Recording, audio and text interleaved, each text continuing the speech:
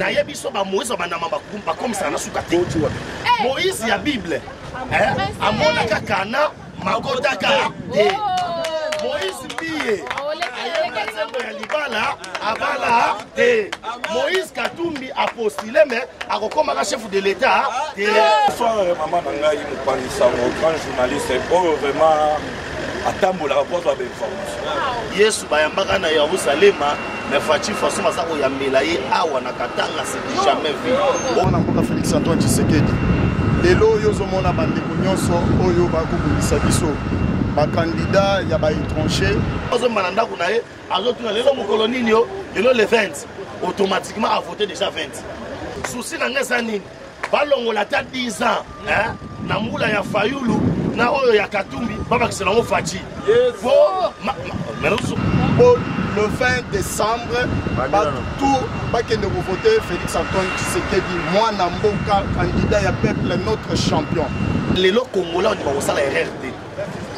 De prendre encore un étranger, il y a Kocha et Liboso, il y a Mboka. On a souffert avec un étranger pendant 18 ans. Donc, bah oui, Nakatia Tombo, Nakatia Bilima et Bimi, Ponoko Yamba, Félix Antoine Tshisekedi. C'est-à-dire, c'est un message fort. Ponoko Lobake, Fachi Azanano. Problème, il y a Fachi Kayango. Balinga Mboka Boete. Piccolo Yanzala. Piccolo Yapas. Mais moi, je suis en train de voir que nos papas sont en boulangerie. Donc, il y a qui sont en train de voir c'est que moi, je suis les athées. Oui, bien, moi, je suis avant ça, je suis alors, papa, je dois d'abord prier.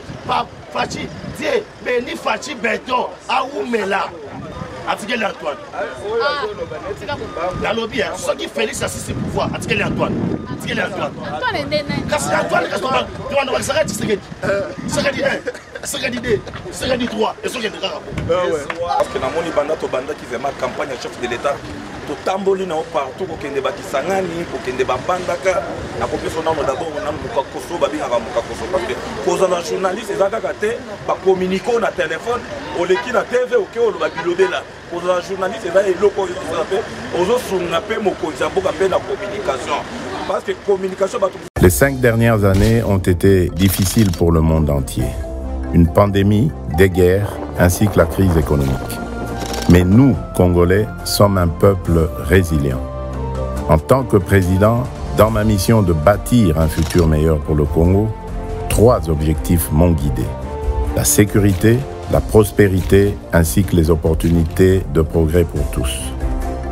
Nous avons réalisé des avancées et nous pouvons aller encore plus loin. Nous devons continuer à combattre la corruption qui mine notre pays et qui ralentit notre développement. Nous devons créer plus d'emplois, améliorer le pouvoir d'achat, offrant ainsi un avenir prospère à nos familles. À travers la gratuité de l'enseignement primaire, nous avons ouvert les portes de l'éducation à tous nos enfants. C'est maintenant le moment de renforcer la qualité de l'instruction et les conditions de l'enseignement pour former des générations prêtes à mieux assurer la relève. Nous avons entamé la réforme de notre armée et de notre police. Nous nous battons pour renforcer la sécurité dans tous les domaines. Puisqu'avec vous, nous avons pris le train du progrès, continuons sur cette lancée. Je suis Félix Antoine Tshisekedi Tshilombo. Avec vous, soyons plus unis, plus forts et plus prospères. Que Dieu bénisse la République démocratique du Congo.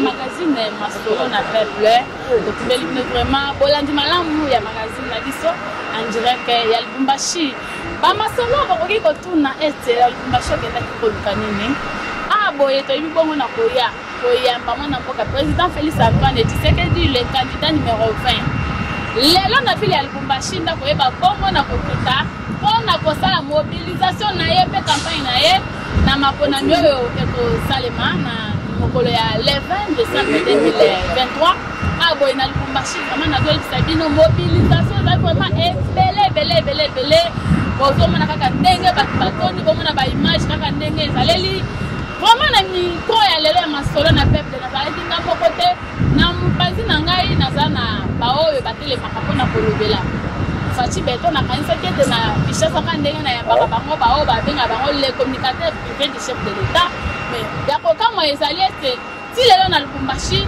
ntango na ye vraiment masolo nakuti bacommunicateur vraiment basali mobilisation vraiment non epesi ngai esengo parce que peut-être bon nalingi natuna bango nde baposibilité nayebi te soki baye mpona koya komobilize mpona candidat Fayulu nayebi te soki baye komobilize mpona candidat Moïse Katumbi nayebi te nakobalisa miko bango moko bayeba bongo nakosipike bino oyo baye kozala na aéroport ya Lubumbashi.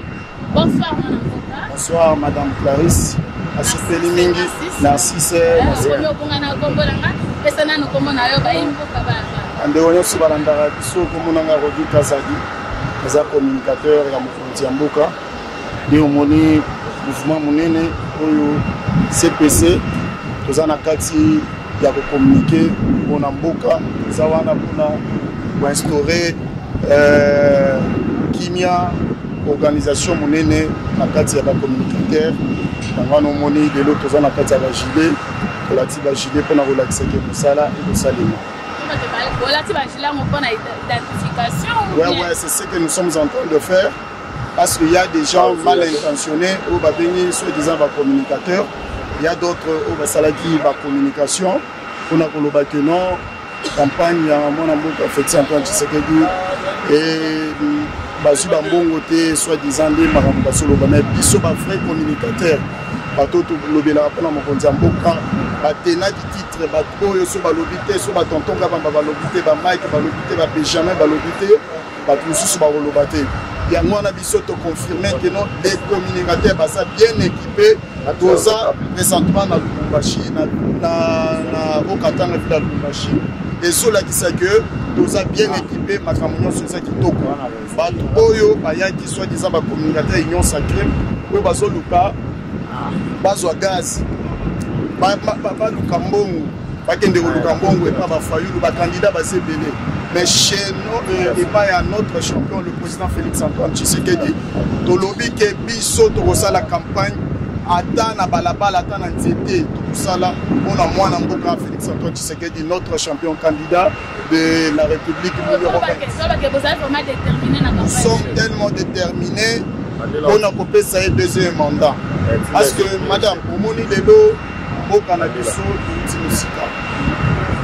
lelo 4 ans et demi 5 ans par réalisation et ça est belé il y a mon amboka Félix Antoine Tshisekedi lelo yozo mona bandeko nyonso oyo bakubulisa biso ba candidat ya ba étranger ba oyo mitema na bango likunya bazo fizeka minéraux ya mboka na biso ba oyo baza de père et de mère te ba oyo aza na kati ya kokotisa banguna na kungu na biso bango nde bayewa en tant que candidat ya ba communauté internationale ya bamindele alors biso tolobi fachi ou rien peuple congolais lobi tozaki na yo na kisangani lobi que non fachi il faut arrêter ici parce que oleki na yo déjà alors lobi que non na ko yo tika boyete il faut que na bango na suka comme élection ezali faut que na suka tokende biso tolala même na ba bureau de vote toza wa mama toza mobiliser na ndenge acheter na soye bisayo que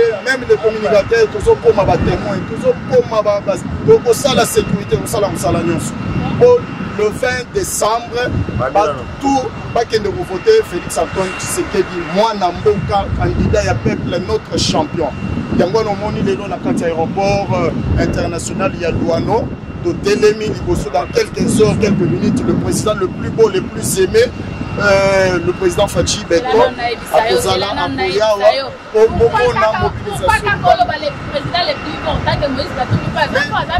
Papa Ndundo, on a l'air photo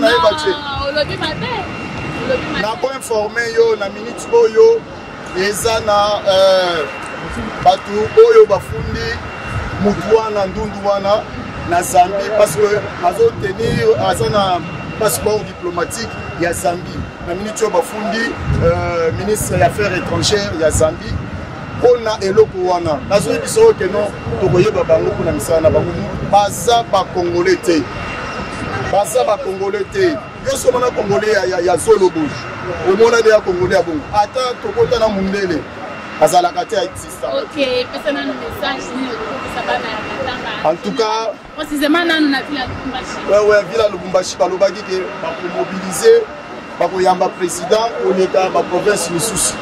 Mais yango wana tomoni libanda nazoyebisa yo bato balali depuis 4 heures mpona kozela mwana mboka Félix Antoine. Je vous dis madame, biso tolali te totamboli Lubumbashi mobimba oyo Katanga mobimba toyebisi yo ke bato bazalaki depuis 5 heures libanda na bambunda na basani na bamituka na basifle mpona kozela mwana mboka Antoine Tshisekedi Félix, candidat numéro 20, notre champion. En tout cas, napesi bakonzi nyonso, je crois, union sacrée batutu baorganiser makambo mpona accueil oyo ezala au top, ezala vraiment du jamais vu. Bango moko balobi depuis Lubumbashi o Katanga exista nanu bamona mobilisation ya boye te. Baprésident baleka batutu baleka mais oyo mobilisation eza on dirait bake kosekusa na bawei na kati ya tombo na kati ya bilima ebimi mpona koyamba Félix Antoine Tshisekedi. C'est-à-dire c'est un message fort mpona koloba ke Fachi aza nanu. Système ya mikolo eza kaka moi et ma famille nous votons Fachi. Donc moi et ma famille nous votons Fachi. Donc Fachi ou rien. Donc biso ne toza boye bana mboka ba congolais de père et de mère. Nous votons candidat Ezakaka Moko en 2023, le 20 2023, c'est Fachi Béton numéro 20. Alors au Kotala, bandeko oyo baza na kati ya union sacrée, baza na kati ya UDPS, bandeko na biso ndo pour voter comme ba député provinciaux ou bien national. On a kopesa majorité et pas mwana mboka Félix Antoine Tshisekedi pour to gérer mboka bien. Tolobaki que non, Fatia kosala un mandat, 2 mandats, 3 mandats, 4 mandats, team golo chez Sokoya. Hier à kosala remise et reprise. Mais on n'aime pas le pays comme ça. Depuis Congo exista, les lots de tous mona boye, na mboka oyo. Toloba makambo papa, tozo boto fele. Il y a d'abord na za na tché, na zo biso bato baza bazemi, bazo boto fele. C'est un message fort koloba que non, bobota bosala laisse. Mais ça qui bato bando kende na ba nani basisi, bazo kende na hôpital. Bazo kende pour la césarienne, babo futa ba 1500 ba $2000 pour la césarienne justement. Mais les lots pris en charge les ali grâce à mon amboka Félix Antoine Tshisekedi. C'est un message gratuité de l'enseignement tout ça. Maman basoda na biso. Oui, la deuxième mandat gratuité ya kobala. Oui, tozo senga yango. Biso pe to sala ba marche. Pour acheter la biso gratuité ya mariage, gratuité ya mariage, biso ba célibataire pour to bala pe ofele. Donc l'État a son makambo na biso en charge. Toujours plaidé par Félix Antoine Tshisekedi parce qu'on n'aime pas le pays comme ça. J'ai apprécié, merci la bande de Gognonso. Kalaminte, le président le plus beau, le plus aimé aux ala sur terrain. Inomoko, Bokomona, Tozala, justement en direct. Bogotala, pour comprendre que non, Félix, il est aimé plus que lui-même. Plus que lui-même, Balobi, que Congo est à la gaga royaume. Parce que Bolingo, on a notre monde à côté. Depuis Congo existe, président Aboui, tout le monde a eu. En tout cas, merci beaucoup, Bandego Nyonso. Merci, Madame Narcisse Massengo, moi, Sambichi. Merci. Bonjour, mon ambiance, c'est vraiment ma case, vraiment. Maintenant, on a eu ça, Bino toujours été. Na micro, on a ma solo, on a pepe, na la Bino vraiment. Ma message, mon rocata, ya lukutata, ya nazanga, vraiment source na yomote.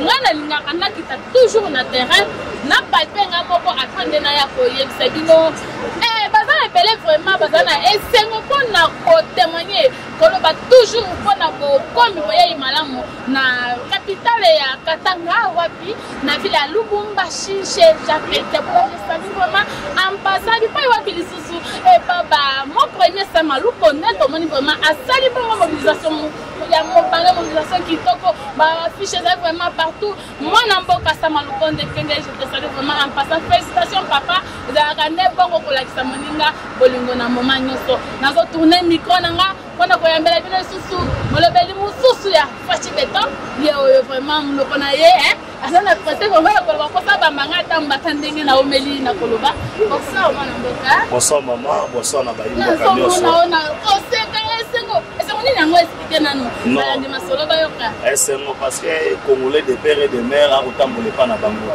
omoni ezaka mwa esengo congolais de père et de mère aobeta tour epa na bango wana katanga awa epa na bango yango congolais de père et de mère nde esengo ezali awa esengo etondi ngai sai mpona nini sai oyo naza nango ezali ete bato balobaki keno katanga lubumbashi ezali esika ya opposition oke libanda kuna esika kotya lokolo yi te esika kotya lokolo ezali te po bato bazali wana balobi yesu bayambaka na yerusalema mais Fachi façon baza koyambela ye awa na katanga c'est jamais vu okomona que les gens sont mobilisés depuis 4 heures du matin balali na aéroport baza posa kobouger te bakozelaka mokonzi ya mboka lokwa biso mpe tozali awa bayi balobeli na ye yango yaki na biso deja tozalaka awa yango towana esengo deja komona deja keno mosala ekosalema kitoko eke numéro 20 oyo tobandeki kozela mokonzi ya mboka aza deja na mpepo akoya yango tondi biso na sai po ete ifo asolola na oyo tobengi bakongomani oyo bakozela ye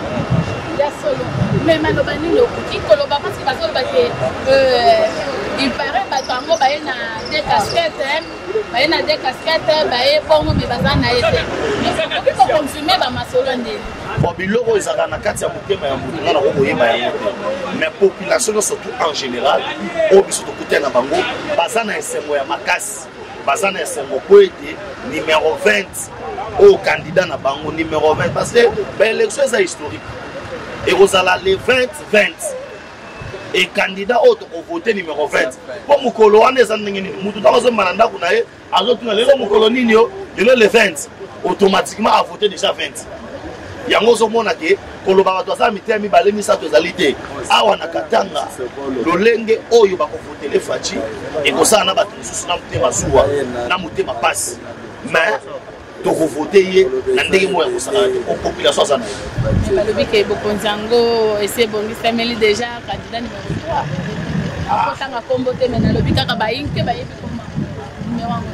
na yaya soki tozobeta masolo ya bana mboka to tokobeta masolo ya baétranger yo soko otanga kombo te Moïse Katumbi ana makila bakongola ata moko te na mwasi na ye na bana na ye ata tozongi na bokoko ya bokoko na ye ozomona na bokoko na ye mwa ke tokuta kuna Marie de Madala tokuta na Marie de nini ozomona aza mbuyuda na bokoko na ye cela veut dire lelo tokwanda kobeta masolo wana te je pense oza mopanzi sango otamboli na ville yo moko moni ke ville ezali contrôlée ça possède pas Fachi Beton et lelo Congolais on va kosala erreur te de prendre encore un étranger ya kotia liboso ya mboka on a souffert avec un étranger pendant 18 ans tokondima lisusu te ke 5 ans parce que mokonzi apesi biso makambo na maboko alobi soki bolingi boboyi bolobi tobandela sero bino mais oyo déjà si tobandi tosukisa mwa tobandi déjà gratuité de l'enseignement tobandi gratuité ya kobota tobandi oyo tobandi reconstruction mboka na biso lelo na Kinshasa otelemi boyo ozotala olobi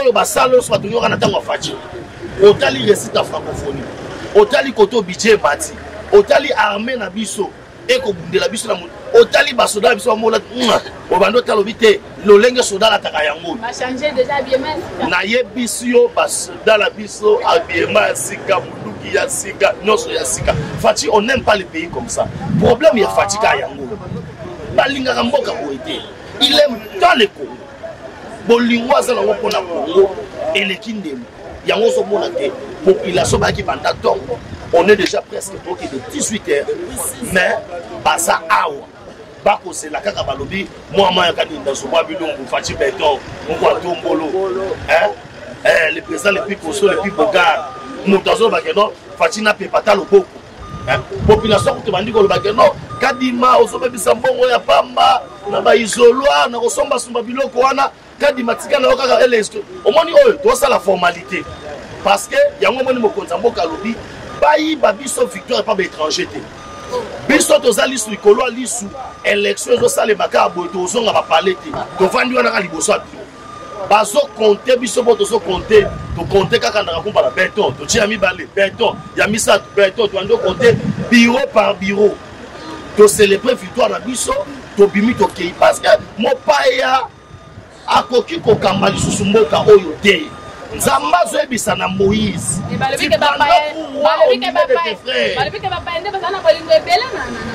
yaya mopaya kozala bolingo ebele na Congo okende mpa na bango azala oyo mpa na bango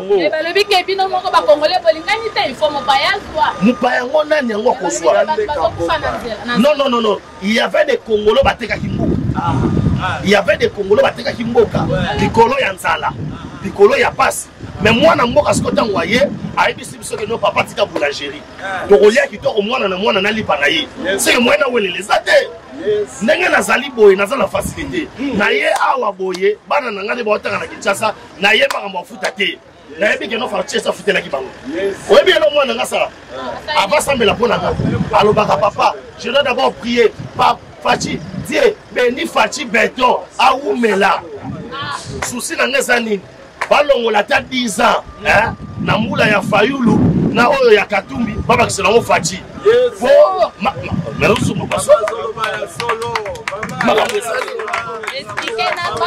na yebisi yo ke pouvoir oyo remise et reprise na Yesu Masia na yebisi yo remise et reprise na Vidimuku remise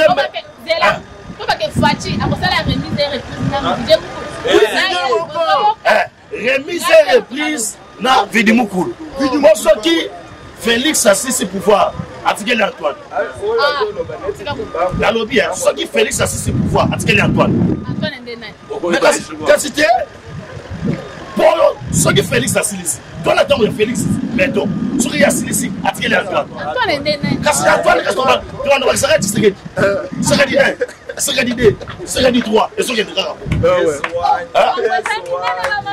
mais nazo soma mbosolo et rozala po au moins soko longo likombo ya Tshisekedi na Félix etikela wa Félix waseko siko eloko zo pesa za komba Tshisekedi wana soto banda negazabo Félix ne mutazali après Félix wana Antoine azu nazo bisa ba Holanda biso ke ba Moïse nyoso tu ezala ba Moïse ya Bible eza ba Moïse ya watu na yebiso ba Moïse ba na mamba kumba comme ça na suka te Moïse ya Bible amona kakana makodaka Moïse biye ya libala abala te Moïse Katumbi apostile mais akokoma chef de l'état te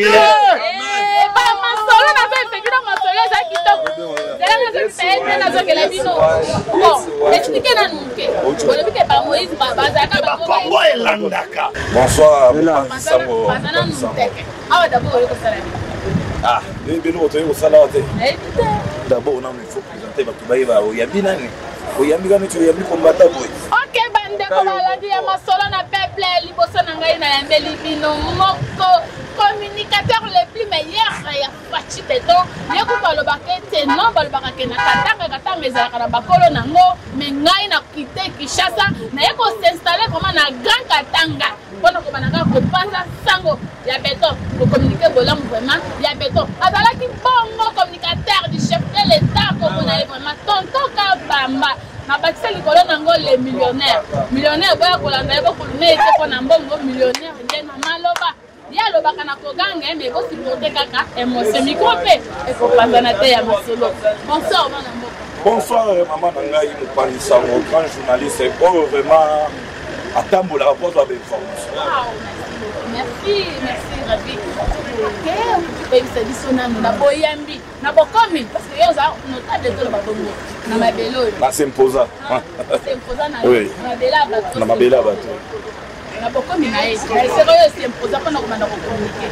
Maloba na wesa te. D'abord on a le logo à liboso non na kopesa non merci parce que na moni banda to banda qui vraiment campagne chef de l'état totamboli na partout kokende bakisangani kokende babandaka na kopesa non d'abord on a mukakoso babingaka mukakoso parce que kozana journaliste ezaka te ba communiquer na téléphone oleki na TV oke oloba bilobela kozana journaliste ezaka eloko oyo te ozo sunga pe mokonzi mboka pe na communication parce que communication bato biso bayebaka te communication ezaka eloko moko eza mutoya makasi Waneti bandeko na biso côté vraiment TV ezalaka te couper ezalaka te ozo komisela bango vraiment sango bayeba ndeko Félix Tshisekedi numéro 20 akomi wapi campagne ezokende nini kuna na d'abord na kopesa na mukaposo wana baite balandi ya masolo boyoki kaka donc nayebisa bino nazalaka masolo ewe ekendaka tina ti nakeye complément bainformation na source mpona koyela bino boyoki bino moko témoignage ngai te motu nalobi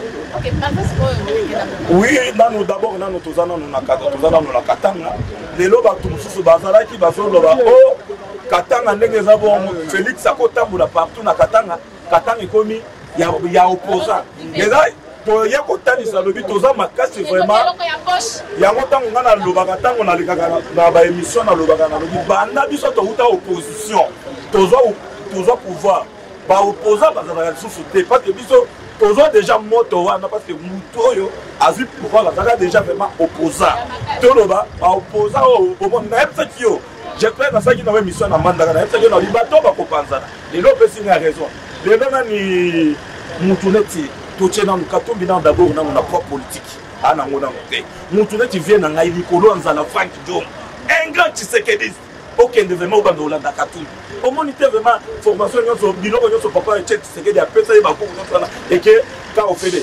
d'abord quand même na kofélicité opposant moko foyul wani fo na félicité alakisi atani alobi te nazwa matière oyo nazwa epai etienne Tshisekedi nakokende jamais nakende kopartage na moto alia na kabila na moto aza na makila kote kuna ndeko na biso Martin Fayulu mabidi tokopesena mongo te kote kuna alakisi vraiment aza vraiment opposant vraiment solo yango tokozongela makambo ya katanga bato balobaki ebele bato bagangaki po katanga po espere na bino katanga te lelo eza yanga vraiment ifona félicité bandeko na biso bade père et de mère to félicité bango tobetela bango maboko banda bayokaki mokonzi ya mboka azoya bazalaki mobilize kobanda lobi kutu ndenge nazoloba boye vananga zelana nazomona émotion eza makasi ozolakisa biso ke ozokima caméra déjà ozokima zala à l'aise contrôler vraiment gérer émotion na yo expliquer makambo bayimboka bazali kolanda vraiment oui ya kotala vraiment bato ebele bazalaki bazoloba katanga na bazongela kaka na contexte ya katanga balobi te tokosala boye na boye tosali nyonso na katanga vraiment katanga ekoma ya baopposant lelo vraiment tokozongisa lisusu mokakoso et pas bandeko na biso bakatanga des pères et des mères parce que bolingo oyo basali lelo eza ya kolakisa vraiment kolakisa mokonzi ya mboka Félix Tshisekedi alobi totiki yo te en tant que biso mpe bakatanga toza na yo baye kotala mpe message oyo vraiment ancien baba alobaka yango wana ifo kofélicité bango parce que bazwi moto oyo vraiment baba avant nanu akende nanu na mabele ayebisaka bango alobi botika mwana na bino te bosimba Félix Tshisekedi Tshilombo lelo moni baoyo baza na Félix eza bato vraiment balingi katumbi te balingi nde mbongo ya katumbi or na bolingo vraiment ya solo vraiment baza nango te balingi nde mbongo ya katumbi mbongo ya katumbi wana eza mbongo kaka ayibaki kaka na mboka oyo fo nanu basi bango nyonso yango tokotala vraiment tokotalisa bandeko na biso lelo yo moko moni vraiment baple tosali vraiment tozalaki nango na poste tosali émission na poste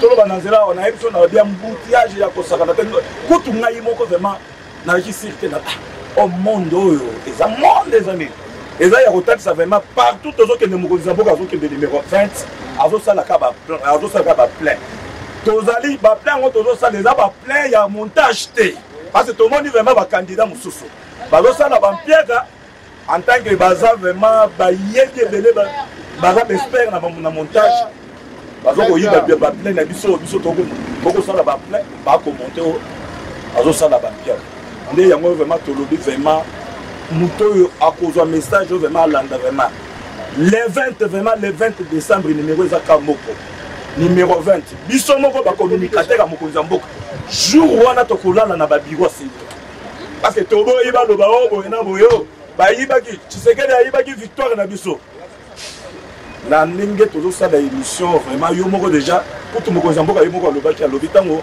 na Mbazangungu tozalaki nango na Mbazangungu bayebisi alobi tika na yo Tshisekedi osi oleki na yo ayebisi bango alobi bolalisanga pongi neti babibe te bokende kuna bokende kovote ngai jour wana nde nakoyeba vraiment naleki yango vraiment tosepeli vraiment na bolingo bana mboka vraiment balakisi mpona Félix Tshisekedi vraiment toyebi vraiment victoire eza vraiment ya makasi vraiment mpona zinaki vraiment na lobana.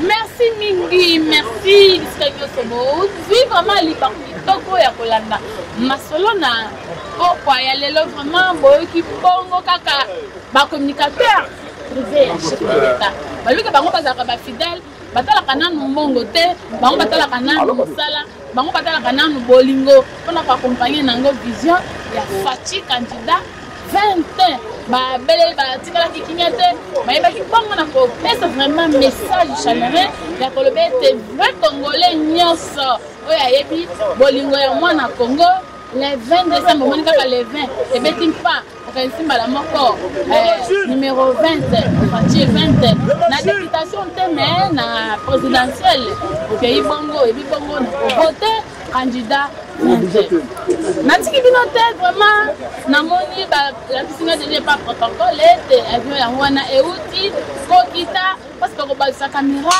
tolakisa bino vraiment bokomi kitoko ya candidat 20 Faci Beton oyo balobaki ete non akoki kokoma vraiment na katanga te dans katanga te katanga basi basomba kaka ndenge toyokaki na bino na Manyema balobi non Manyema ezalaka na poche ya motu meba na Manyema balobaki na micro ya masolo balobi ke non eza lukuta Manyema ezalaka na poche ya motu te soki motu atongi mo société na ye eza bien privé na ye oyo nasala magasin asala nde bien privé na ye parce que mbongo na ye ekotaka na poche na ye yango lisusu nde bana katanga mpe bauti koloba katanga ezalaka bien privé ya motu te katanga eza province oyo na kati ya 26 province nyonso ya république démocratique du Congo candidat Faci aza na droit ya kozwa bana bango vraiment na 100%. Nasiki bino te nakosongela bino nsima munapesa nanu bino bokomi na ye na mabele ya Grand Katanga précisément na ville ya Lubumbashi. Bonsoir madame la DG. Bonsoir. On est de vous parler ici. Un sourire là-bas à l'aéroport de Lubumbashi. Je ne sais pas si vous pouvez lui faire passer. Mais nous sommes tous mobilisés, c'est pas une question à poser. Nous attendons notre candidat qui arrive dans pas longtemps. Tout le Lubumbashi est mobilisé pour le recevoir. Nous lui disons Karibu, Karibu Sana Baba. Et nous sommes très heureux et nous lui souhaitons tout le meilleur. Et nous savons que les choses vont bien se passer et nous sommes vraiment confiants. Il y a beaucoup de monde qui attend. Donc Karibu, Karibu Sana. Deuxième mandat chez vous ici au Grand Katanga, est-ce que vous pouvez nous confirmer quoi? Est-ce qu'il sera élu à 100%? Mais c'est le président de tous les Congolais. C'est le président de tous les Congolais et je pense qu'il est important aujourd'hui d'être du bon côté de l'histoire et de comprendre l'amour qu'il a pour le Congo, l'amour qu'il a pour le peuple congolais, la vision qu'il a. Et je pense qu'il est important de lui accorder une deuxième chance, un deuxième mandat pour achever ce qu'il a commencé. Bonsoir, honorable Wanda. Bonsoir, madame. On vient de voir la mobilisation dans la ville de Lubumbashi. Oui. Quelles sont vos impressions? On doit se mouiller le maillot pour Faci. Faci est une grâce pour notre pays. Et nous les jeunes, on a compris que la grâce est grâce pour celui qui la prend comme une grâce. Une grâce rejetée devient un jugement. Et nous, on ne doit pas vraiment perdre cette occasion-là de protéger cette grâce qui est notre président de la République, Faci. Alors, on n'a qu'à se mouiller le maillot et vous pouvez voir dans la ville qu'il vraiment, il n'y a pas match. Le deuxième mandat est confirmé. Ici, nous, à Lubumbashi, on doit donner à Faci Beton les 100%. Est-ce que vous pouvez nous confirmer qu'ici à Lubumbashi, on va vraiment donner 100%? Parce que par ailleurs, on nous dit que la Lubumbashi, c'est la ville des Moïse Katumbi. Mais madame, il n'y a pas match. Vous avez vu la ville, elle est paralysée aujourd'hui. Comment nous, moi-même personnellement, on a fait le pied de permanence jusqu'ici. C'est là montre l'amour. Ça montre l'amour. Mais je suis des... Là, je ressemble à quoi là? Je suis de l'IDPS, bien sûr. Je suis de l'IDPS. On n'a pas construit, mais on a trouvé un endroit. On a trouvé un endroit, bien sûr. On a trouvé un endroit où on est à la Lumbashide, Fédération Lumbashide, avec le président Danika Bongo, d'ailleurs, que je salue en passant, le bulldozer. Merci.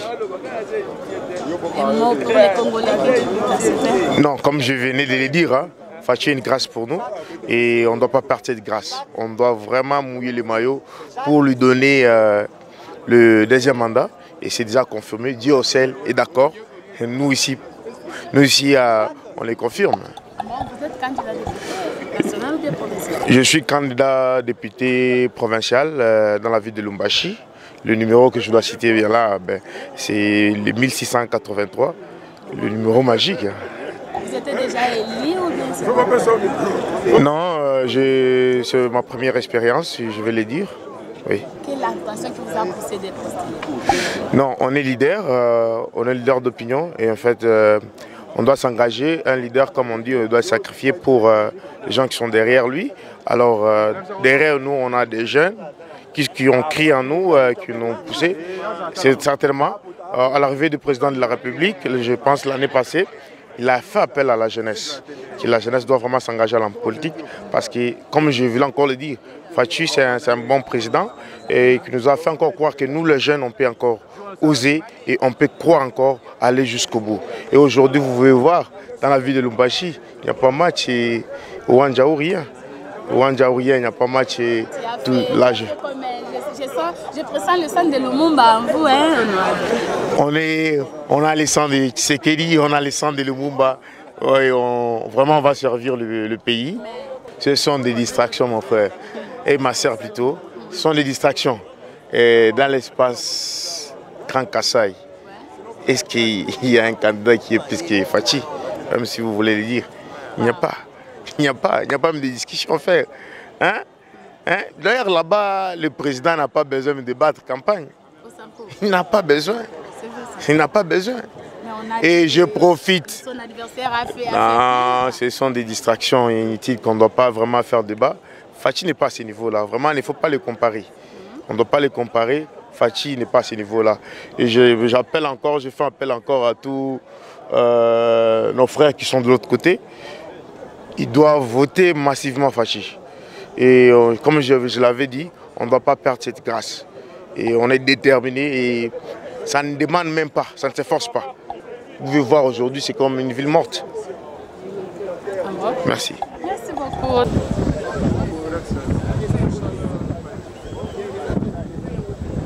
Les Congolais, et la pauvreté, Le Congo appartient aux Congolais. Le Congo appartient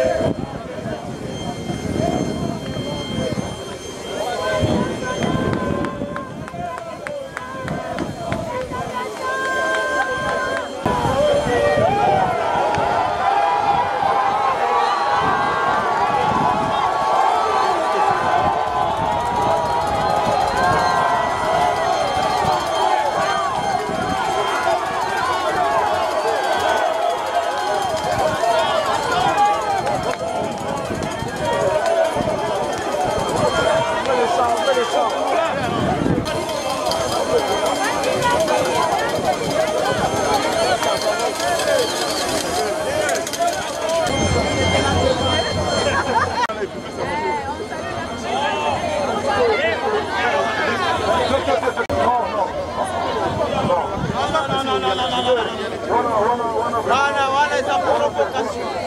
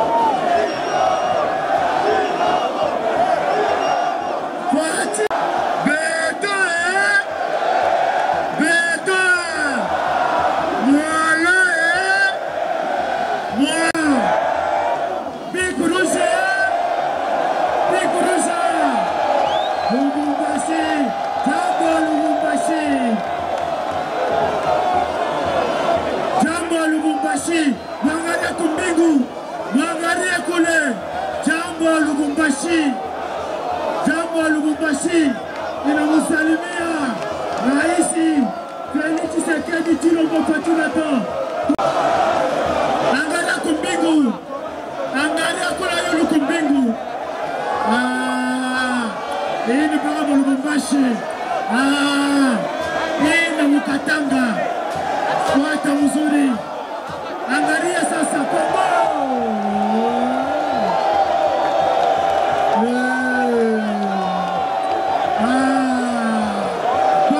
Kongo. Fuata tena. Abi Aisha fuata. Angalia sasa, angalia. Fuata, angalia.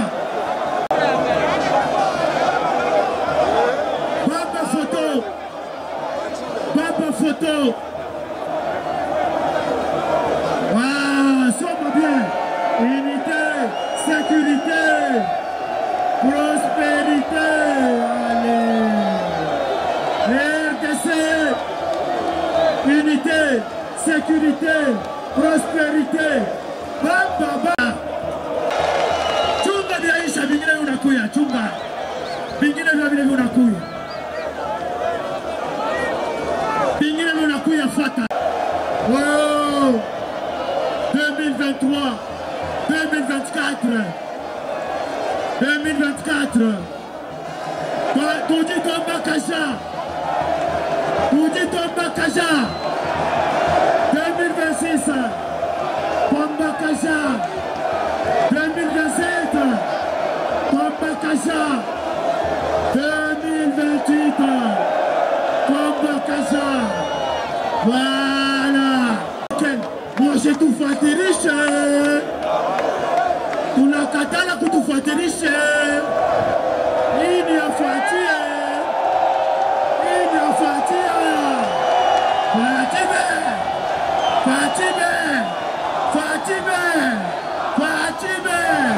Fatime.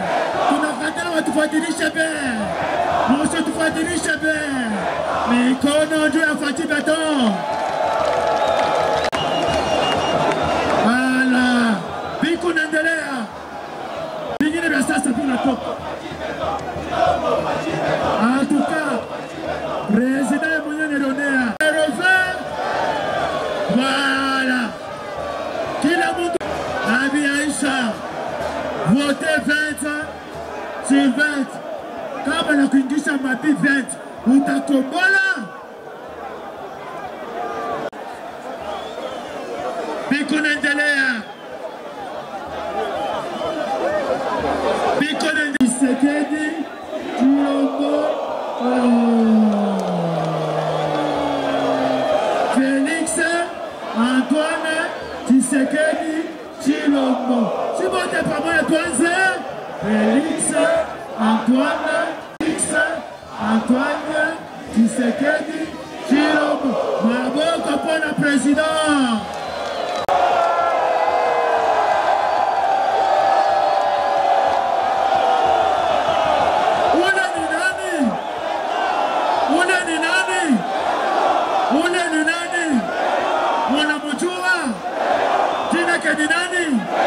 Ni nani Mkongo? Hapa amumone mwana mbingu, musalimie mbingu.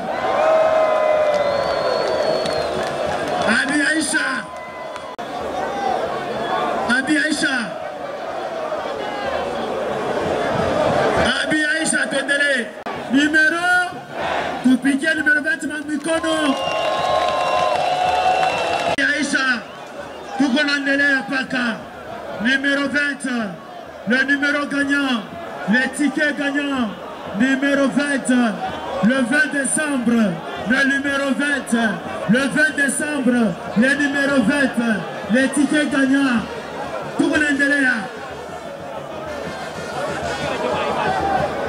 Tuko naendelea vingine vya sasa. Vya sasa vingine vya unatoka.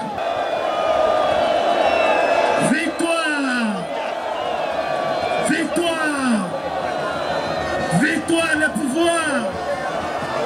Touche à Pepa.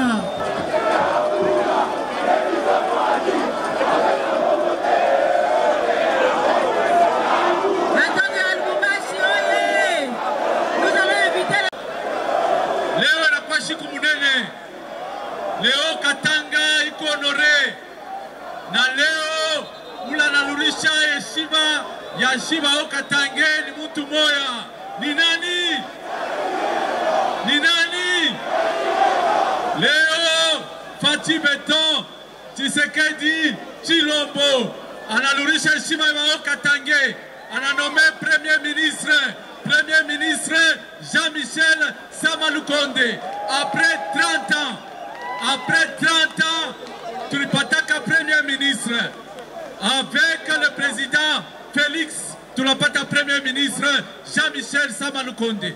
Na Jean-Michel Sama Lukonde anatumika na munaona makazi na président de la République.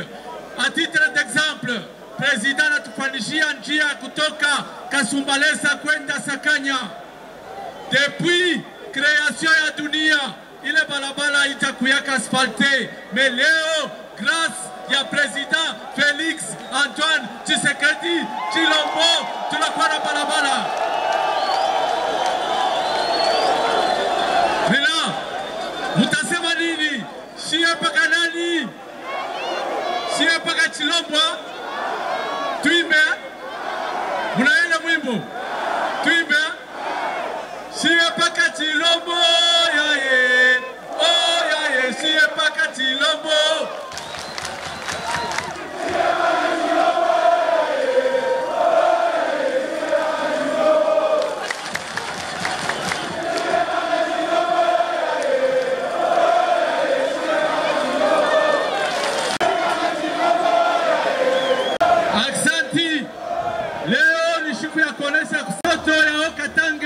Tunamporte Félix Antoine Tshisekedi mwenyewe na mweye na Premier Ministre wetu Jean-Michel Sama Lukonde, na yeye anasoutenir Félix Antoine Tshisekedi Tshilombo. Nitamwita Premier Ministre na yeye kwa introduire chef de l'État, président de la République Félix Tshisekedi. Fachibe! Fachibe! Fachibe! Béton! Béton! Béton! Moinon! Bic rouge! Aigle! Fachibe! Fachibe! Fachibe! Fachibe! Béton! Béton! Béton! Moinon! Bic rouge! Aigle! Leo siku ya furaha, siku ya kumpokea shefu yetu, kandida wetu ni numero combien? Numero combien? Numero combien? Okay.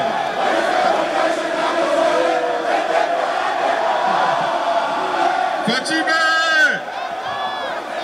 Fachibe!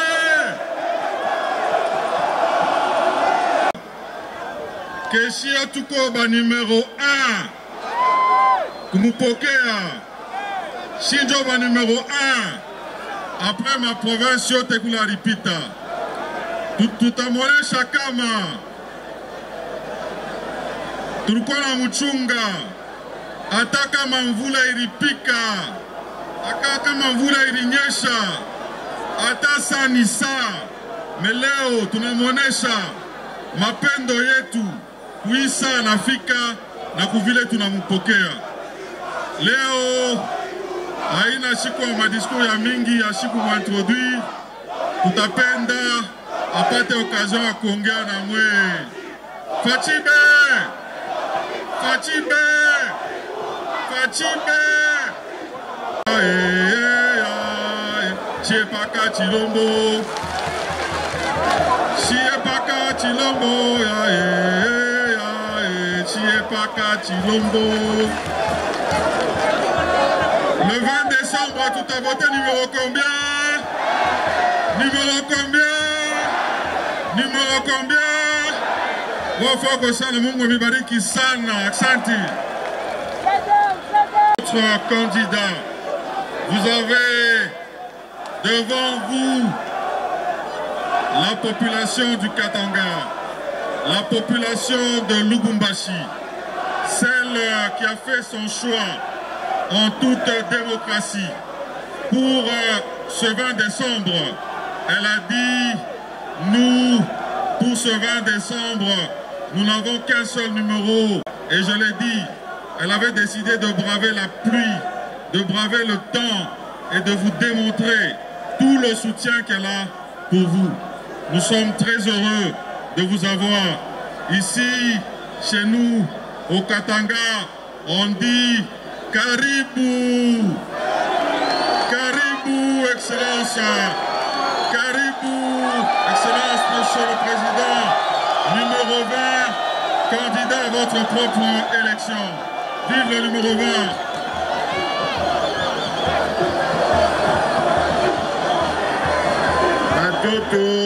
Batoto ya Lubumbashi, amjambo. Batoto ya Okatanga, amjambo.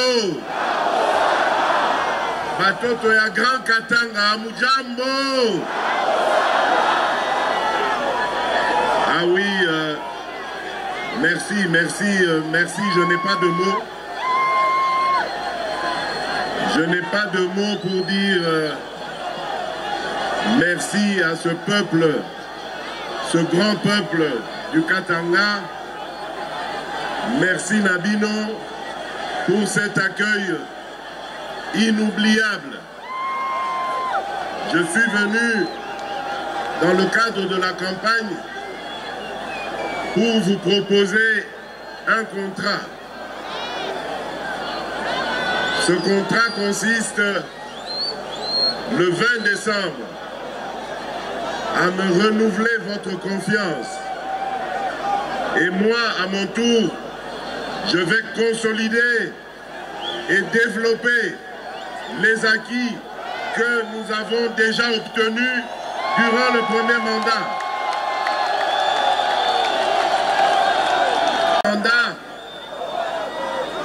Nous avons développé une politique qui était destinée à relever la dignité, la fierté et le sens de l'honneur du Congolais. Nous avons redonné aux Congolais la fierté de pouvoir accéder à l'éducation de base, de manière gratuite. C'était ce que nous avons appelé la gratuité de l'éducation. Nous avons aussi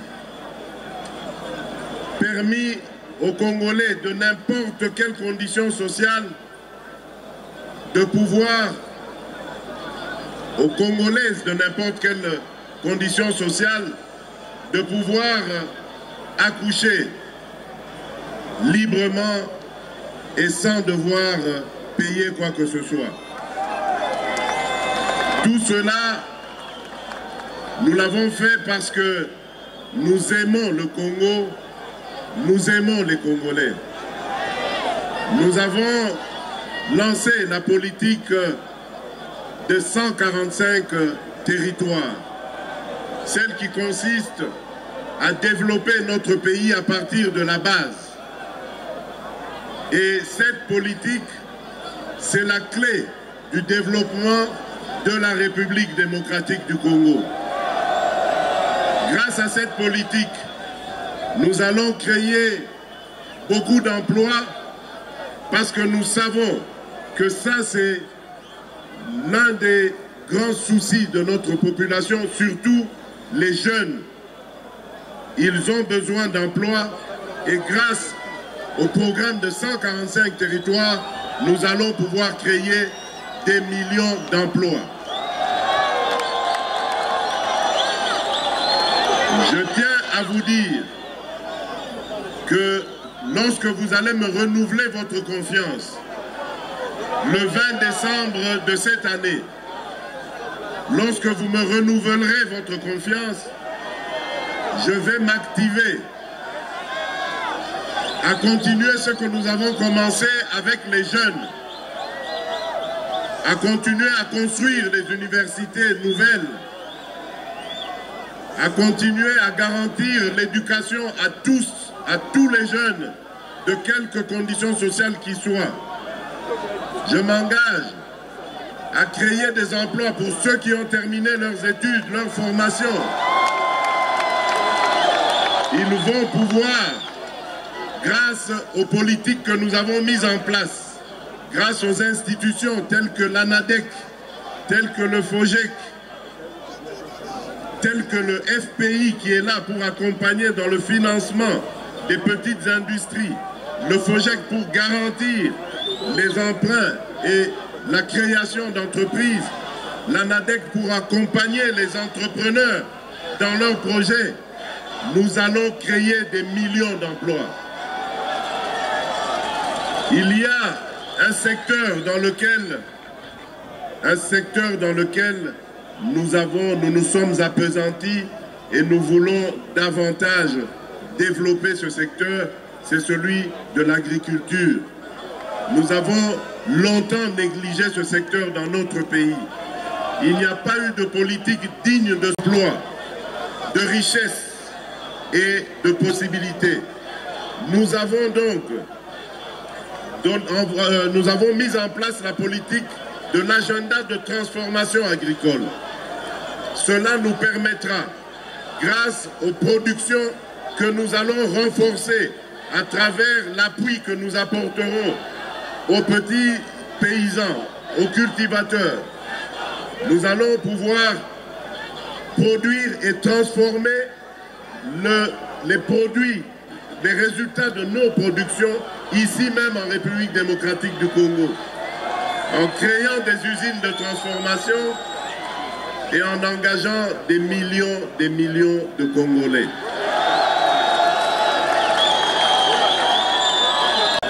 Nalingi nalobanabino boye.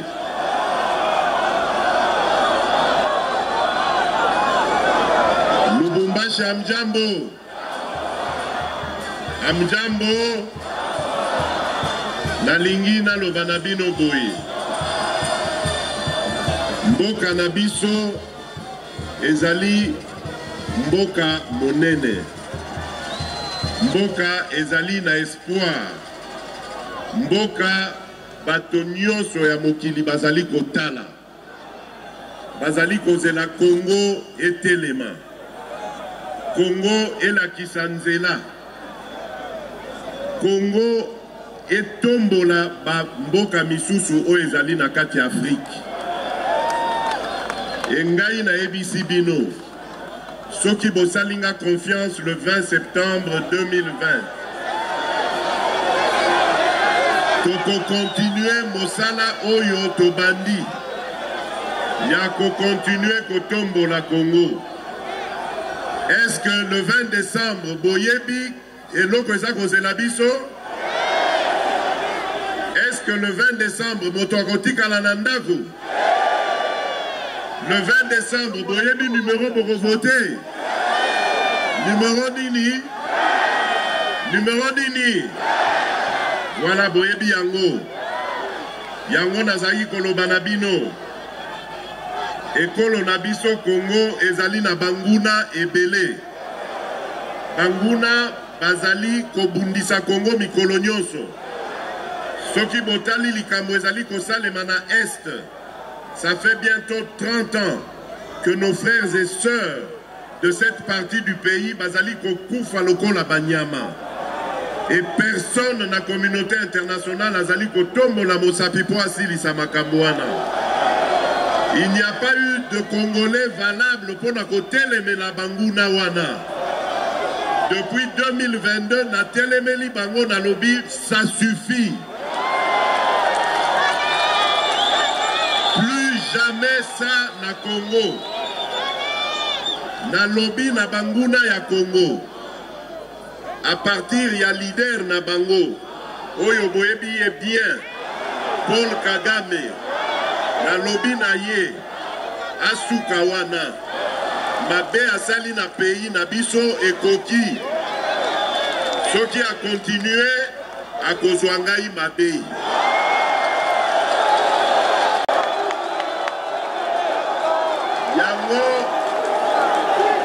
Yango nalobi, sans votre appui, sans votre soutien, tokolonga bitumba wana te.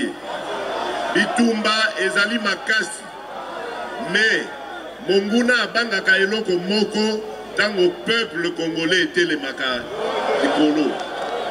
Soki totelemi bakokoka eloko moko te. Bokeba na banguna bakomi bachange stratégie. Liboso bazalaki ko attaquer biso via ba rébellion lokola bazosala lelo na M23, mais lokola bameli pema bayebi que tozali na ba élection bazui ba candidat na bango sikoyo. Bazala ba candidat na bango. Ba candidat na bango bakoya pe awa. Bakoloba na bino pe amjambo. Ba candidat na bino bakosema pe na Swahili awa. Bakoloba na bino katanga ni yetu. Meboke bana banguna. Potango bazalaka na katanga. Basalaka eloko moko te. Lelo tozali na bana mboka ya solo. Tozali na ba gouverneur lokola Kiabula. Stade na ye mon côté. Kiabula asali société de transport privé te. Kiabula abomi SNCCT. Tango Kiabula ye biloko wana nyonso ebandi kotombwama. Parce que alandi vision oyo napesaki ye. Ya kosalela peuple ya bana Katanga. Soki bokei na Lualaba, bokokuta mama Fifi Masuka azui vision ya kotonga aéroport dans la capitale mondiale du cobalt, alors que ba oyo bazalaki awa o bazalaki koloba na bino Katanga ni yetu basala eloko moko te. Zéro. Au contraire, balandi tina ba petit commerçant bakomi koboto la bango tina ba tomate tina ba makala.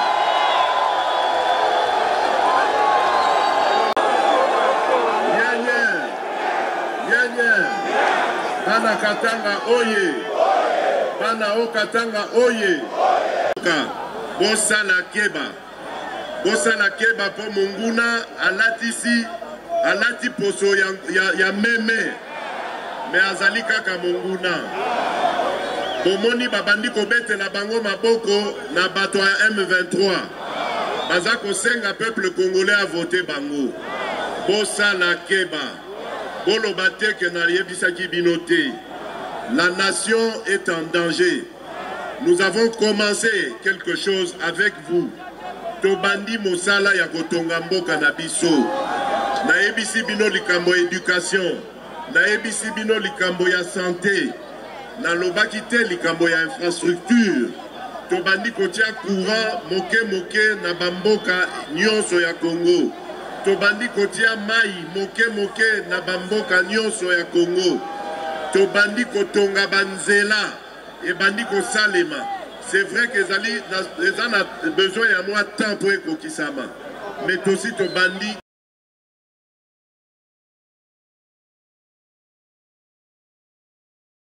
biloko yo tosi tozui bofongolela Monguna porte te. Monguna agoya koyiba biso biloko yo tosi tozui. Rappelez-vous, en 1997, lorsque le régime du maréchal Mobutu est arrivé à sa fin, bakosaki biso balobi régime ya AFDL et Koya. Oui, c'est vrai qu'il y a Kina Mwana Mboka à sa tête, Laurent Désiré Kabila. Malheureusement, le musée a été pris au piège. Tangoye Kosutuka, quand il s'est réveillé, c'était malheureusement trop tard. Et notre mission est celle de continuer là où le musée s'était arrêté. Notre mission est de nous réveiller, de réveiller le Congolais pour leur dire ne jamais trahir le Congo. Tokanga liloba wana muze atikelaki biso. Malheureusement pour naye, banguna balekaki ye na makasi. Biso tokoloba, toko perpétuer combat naye, ya ko libérer République démocratique du Congo. Baglencor, bango nyonso wana, to sololi na bango, to ebisi bango que to lingi lisusu partenariat oyo bosalaki wana te. Oyo ezalaki kotika biso ba pauvre, bino bozo swakaka bomengo nyonso. Maintenant nous voulons changer les choses. Partenariat ekozala win-win. TFM bayoki yango, Sikomine bayoki yango. Donc tolingi kosala mosala de telle sorte que bango va gagner, mais biso pe bana Congo to gagner. Yango wana oyoki toza na DG na biso ya ARSP boyebi mwana mboka Miguel Kachal bolandi mosala azosala oyo ya source ya ba Congolais. Parce que comme je l'avais dit, il faut que nous ayons des millionnaires, voire même des milliardaires congolais. Mosala wana Congo, mais ilingi kopesa mosala na ba Congolais te. Bayebi yango, tosi to solola yango. DG oya ARSP aza na mission wana ya kobongisa Yobandi Nabino. Je voudrais terminer peut-être mon propos en disant ceci. J'ai été Sali Mosala Oyo et Monani parce que Nazalaki na mwana mboka Premier ministre Jean-Michel Samalukonde. Nalingi tango azali koloba na bino bosala ye confiance, bosala ngai confiance, bondi melaye. Parce que to sali na ye mbula mibale na ndambo, je peux vous dire que j'ai eu une satisfaction totale. Mosala to bandi na ye ezali mosala monene. Et j'ai compté sur un collaborateur qui a été loyal, sincère et fidèle. Ba Congolais tel que Nazali Koluka, Tozala Nengwane Belé. Nasali Nabiaba, Nakosili, ça peut être en appelant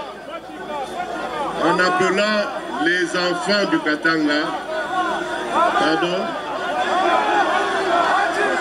Oui, Eboya. Nalingina Lobaboye. Nalingina Lobaboye bana Katanga.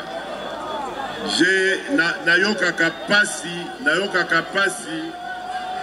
kapasi mingi tao nayoka ka makambo ya tribalisme awa na Katanga. Il n'y a aucun Congolais qui est plus propriétaire de terres congolaises que d'autres Congolais. Je ne veux plus entendre Makamboya, ma querelle tribale. Ça n'a pas de sens.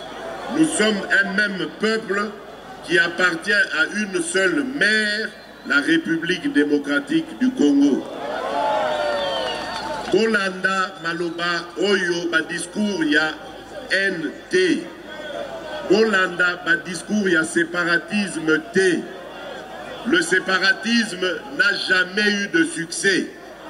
Bakoko Sabino, Lelo, et le lendemain, Bakoko Kako supporter ba conséquence T. Bango Wanande, Bakoki Mabino Lobitango Kobeba. Ils ne sauront pas assumer les conséquences. Ezali Natina Mokote, le Congolais en République démocratique du Congo.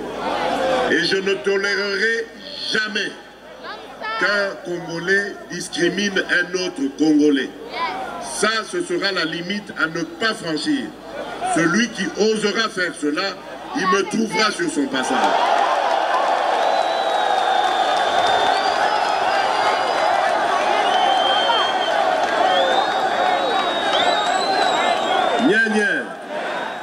mpona kosukisa mama na bana na première dame po boyebi biso tobombaka bamama te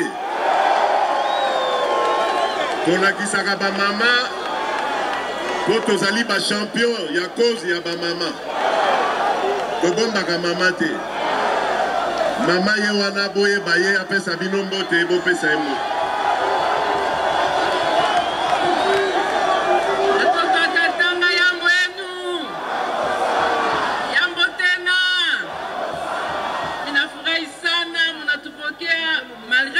usiku mnatungoya mnatupokea na furaha sana. Asante sana, tutafata vile baba wa taifa anasema le 20 numéro. Asante.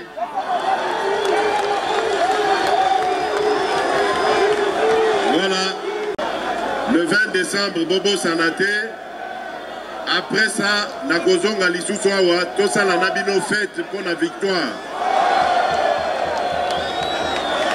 Merci beaucoup. Que Dieu vous bénisse.